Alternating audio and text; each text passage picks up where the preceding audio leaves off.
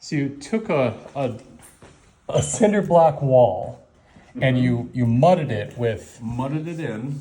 with Portland cement? I Because it don't- couldn't have been plaster, right? No, Okay. no. So, and then after it was dry, we had to do it a couple different times, obviously, because it was still like, Right. so it took a little bit to fill it out because it shrinks. Right? After it was done, then we put the stuff on, we scraped it across and it textured it. It's not perfect, of course, but it's a million times better. My God, It's I a would million- never guess. It's a million times better than looking at cinder block, right? When I first saw this, I would have never guessed in a million years that this was anything but plaster or drywall, something like that. But I mean, when you look real close, you can see it. But this room is But if you just look out across, fantastic. yeah. And how cool is that you incorporated your past masters into the design of the room, so people get a sense for how historic this is. And these panels right here, these are just, they're not tin, they're I think they're plastic, right? Bought them from Menards and we put them on with a liquid nail. So Wow. brother Leonard Pickett is the one that put all those up, and then it was him and a bunch of his guys. There were a bunch of us that were down here mudding. Okay. The majority of the work was done by past master of our lodge, who is right here, Brother Leonard. Okay. This whole project started under him and has incrementally kind of carried on. So Wow. I had my year last year, and I'm just putting the last finishing touches on this before we monetize it. Yeah, And you're a district rep here now in I'm a district rep here. in this district. And tell me about the chandeliers, because that doesn't look like it kind of belongs in an old fancy building, but Yeah. I wouldn't have expected to see chandeliers here. So found the chandeliers.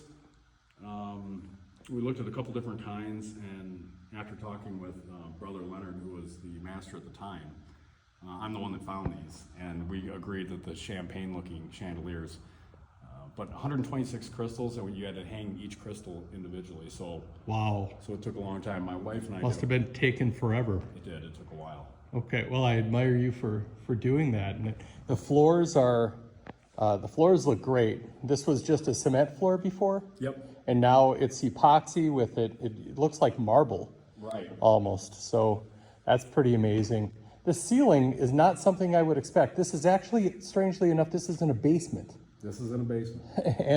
and the ceiling is these draped. What is this? What fabric is this? Some kind of sheer fabric, I think, that we got from Joanne Fabrics, if I'm Okay. not mistaken.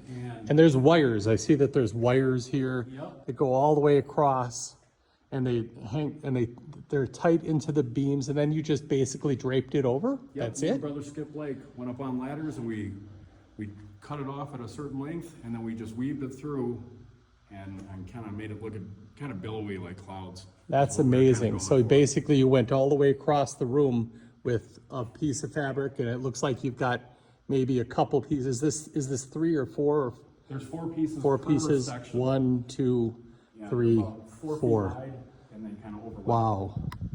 So this is a classic example of how to, or the right way to, kind of remodel a Masonic Lodge. Now, tell me a little bit about what the plan is here. There's obviously you're going to rent this out, and the proceeds are going to help to support the lodge and the ongoing operations of the lodge. Is there anything else? Absolutely. Offsetting our operational costs is kind of minimal. We have enough members that we can pay our per capita and do all those kinds of things. The primary consideration, the whole reason we actually did it, wasn't for that purpose. The reason we did it was so that we could make more significant charitable contributions into the community. Fantastic. Which, interestingly enough, obviously, so this work, like I said, was started under Brother Leonard Pickett and carried through the successive masters of this lodge, and now we're nearing the completion, right? We almost have the capstone. Right. But it was really only ever done so that we could give really good contributions, and then by way of those contributions, we increase our presence in our community. Hopefully, because we don't recruit, hopefully knowing that we're doing these great things in our community, that'll spur men to want to find out more about Freemasonry here. Other good men who want to do the right thing, Yep. make them have a little self-improvement, be better men, better fathers, better members of our community. Absolutely. You're doing all that. Well done, brother. Thank you. Congratulations. Thank you, brother.